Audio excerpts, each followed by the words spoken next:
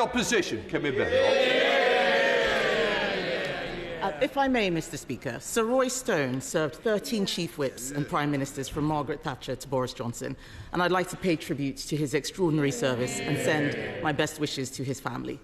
And also, before we start, Mr. Speaker, I would like to say to the Prime Minister how horrified I was to hear about the attack on his family home. It is completely unacceptable, and I think I speak for the whole House when I say that this wasn't just an attack on him, but on all of us and on our democracy. Yesterday, we learned that unemployment is up 10% since the election. Why does the Prime Minister think unemployment is rising on his watch? Mr. Speaker, can I pay tribute to Roy Stone as well and the service that was given us in various capacities. Can I thank her for her words about the attacks on me and my family and the kind messages from many others in the last few days. She did actually message me pretty well straight away, and I really do appreciate that. And she's absolutely right that this is an attack on all of us, on democracy and the values that we stand for. Mr. Speaker, she comes here every week to talk the country down.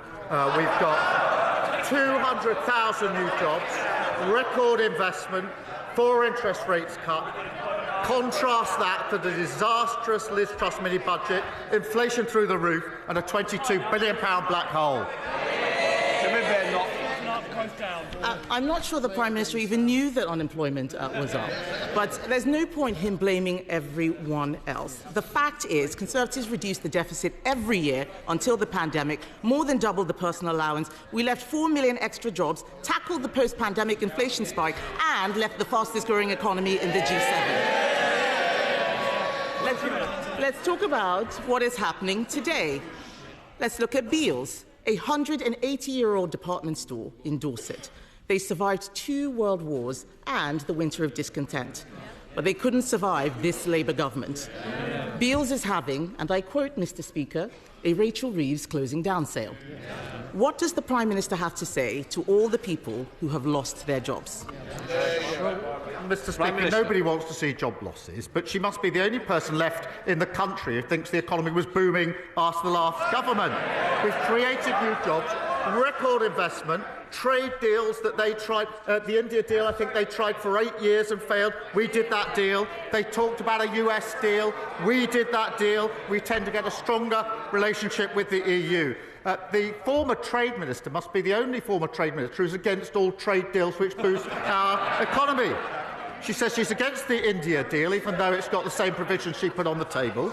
She's against the US deal, even though it saves thousands of jobs in car manufacturing. And, Mr. Speaker, most absurdly, she says she's going to rip up the EU deal when she hasn't even seen what's on the page. They're reduced to a brain rot. A once great political party is sliding into brain-dead oblivion. Mr. Speaker, I'm very happy to welcome his tiny tariff deal, but the fact is, it has put us in a worse position than we were in March. He should not over-egg the pudding. Let's talk about how things are getting worse now.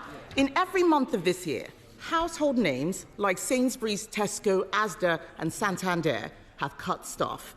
The ONS estimates that there are 100,000 fewer jobs than a year ago. And this was before his jobs tax, which will make things worse. Can the Prime Minister promise the House that by this time next year, unemployment will be lower than it is today? Prime Minister. Mr. Speaker, I think she just said a tiny tariff deal.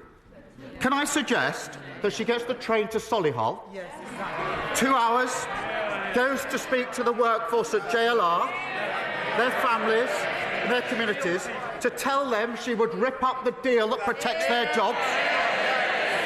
And when she's done that, she might travel across to Scunthorpe and tell the steelworkers there she's going to rip up the deal that saves their jobs. And then if she's got time, go up to Scotland and talk to the whisky distilleries. Tell them she'd rip up the deal that's creating 1,200 jobs for them, boosting their exports, and then come back here next week and tell us what reaction she got. I didn't hear a promise to get unemployment down, and that's because he knows things are going to get worse. And this goes wider than businesses.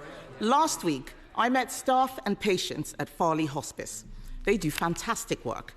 But they need to find an additional £250,000 to pay the jobs tax.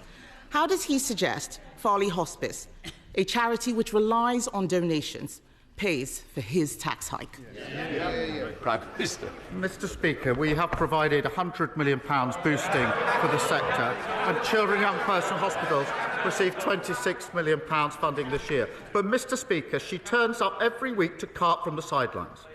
But what she doesn't do, she moans about what we had to do in the budget to stabilise the economy. But she hasn't got the courage to stand there and say that she would reverse the next decisions that we take. And I know why. It's because she doesn't want to say she's against the £26 billion investment in our NHS. She doesn't want to say she's against the £1.2 billion more for our police. She doesn't want to say she's against the £3.2 billion more for our schools. All the time she doesn't have the courage of her convictions. It shows that her criticism is totally confected. Mr. Speaker, I can't believe the Prime Minister is still using this figure. We had this very conversation at the dispatch box. He knows it is just capital spending. It's either he's not paying attention or he is saying things to disguise what is going on. That money will not pay for the jobs tax. He knows that, and the hospices know it too. And the other people who know that things are getting worse are the 5 leading business groups in the UK. They say that his so-called employment rights bill will be deeply damaging to growth. Does the Prime Minister accept that they are right, or does he believe that he knows better than business? Prime Minister. Mr. Speaker, it's the same old Tories. Every time better rights for workers are on the table, they vote against them. Respect and dignity and protection at work are good for workers, good for the economy and good for growth. Kemi Badenoch. Mr. Speaker, the Prime Minister needs to listen to business. You cannot have employment rights without employment. Labour always forgets that it is not government that creates growth, it is business that creates growth. And businesses are closing, and they are blaming him and his Chancellor.